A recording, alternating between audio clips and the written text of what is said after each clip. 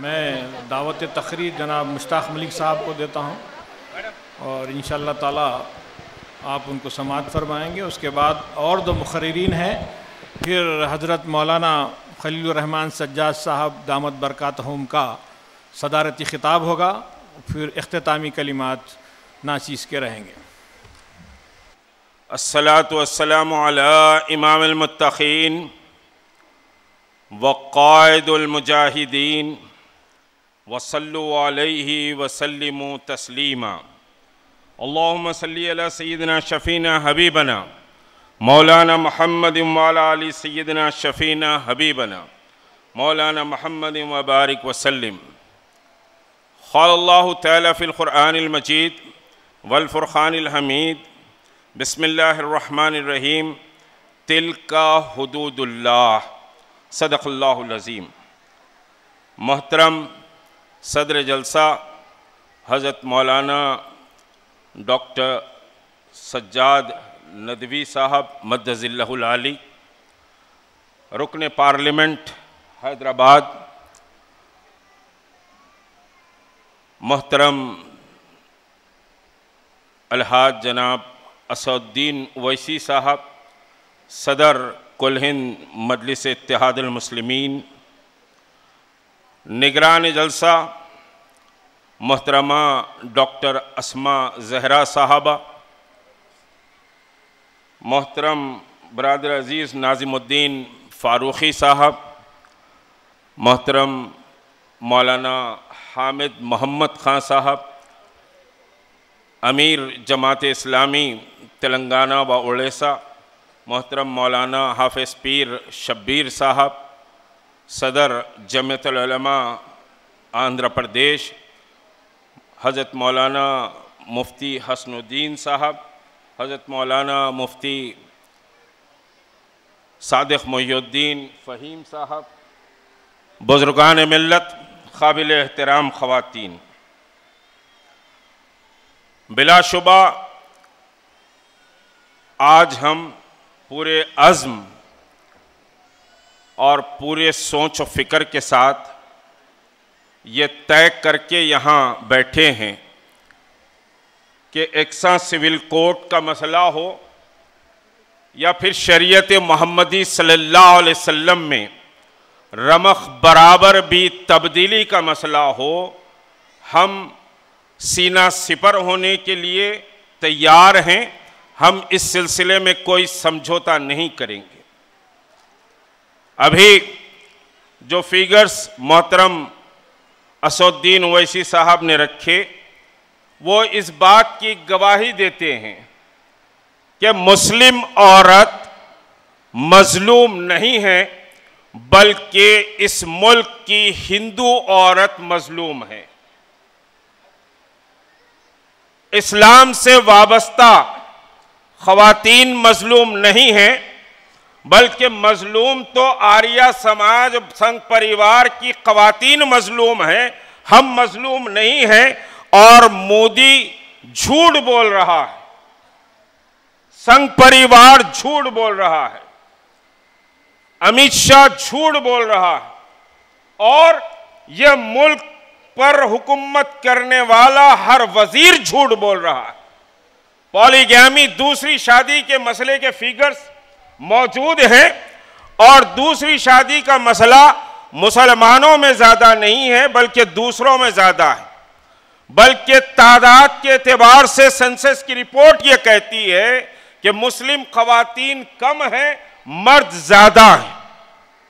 ہندوستان میں مرد زیادہ ہیں، مسلم خواتین کم ہیں، یہ گورنمنٹ آف انڈیا کا سنسس کہتا ہے۔ اور پھر طلاق کے مسئلے پر آپ نے سنا کہ طلاق یا پھر ڈائیورس ہمارے پاس کم ہے، آپ کے پاس زیادہ ہے۔ دوسری بات، شریعت محمدی صلی اللہ علیہ وسلم کوئی ہندو میرج ایکٹ یا پھر ہندو مینٹیننس ایکٹ نہیں ہے جو بدلا جائے، جس کو 1956 میں بدلا گیا۔ یہ محمد رسول اللہ کا قانون ہے، اس کو کوئی طاقت بدل نہیں سکتی، انسان اس پر بحث نہیں کر سکتا اور نہ انسان اس کو بدل سکتا ہے۔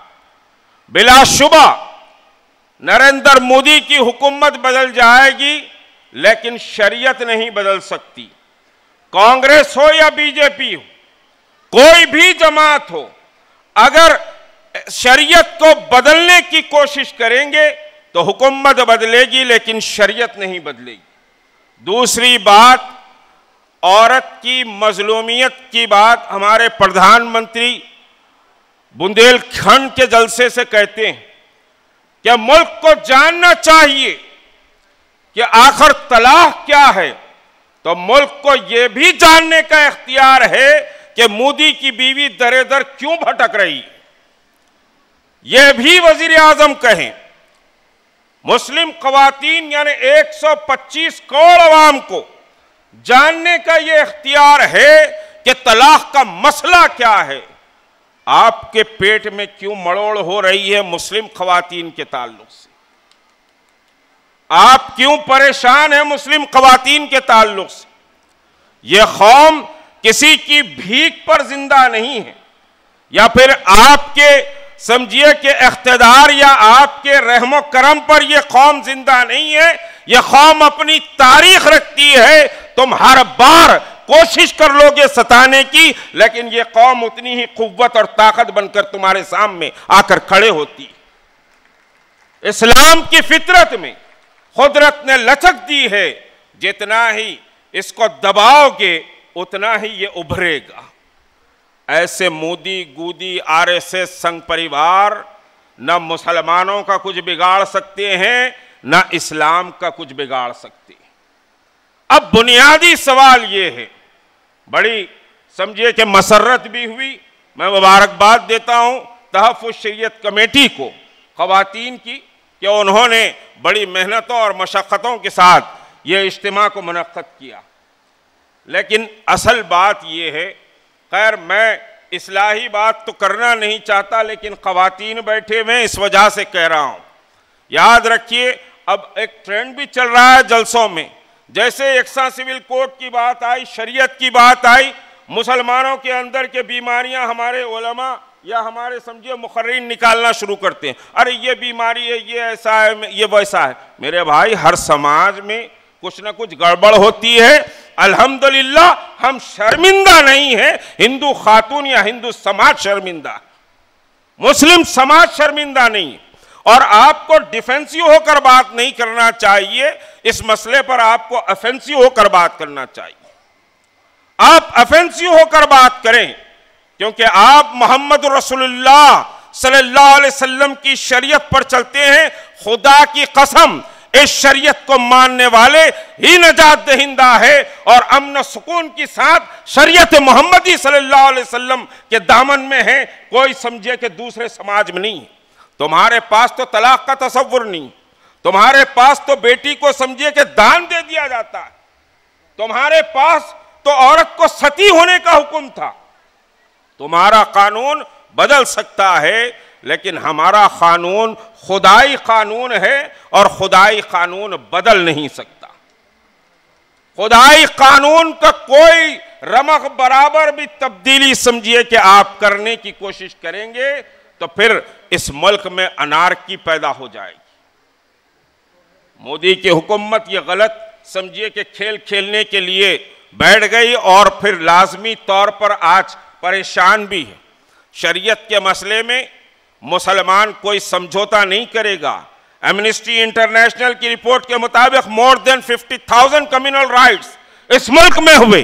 الحمدللہ ثم الحمدللہ ہزاروں مائیں بیوہ ہوئی، بھائی بہنوں سے جدا ہوئے، اربوں روپے کی جائیداد تباہ ہوئی، لیکن کسی مسلمان عورت نے نہیں کہا کہ بہت ظلم ہو گیا، میں اب اسلام کو چھوڑتی ہوں. وہ تو ڈٹ کر اعلان کیا کہ تم لاکھ ظلم کر لو، محمد رسول اللہ کے دامن سے ہم وابستہ رہیں گے.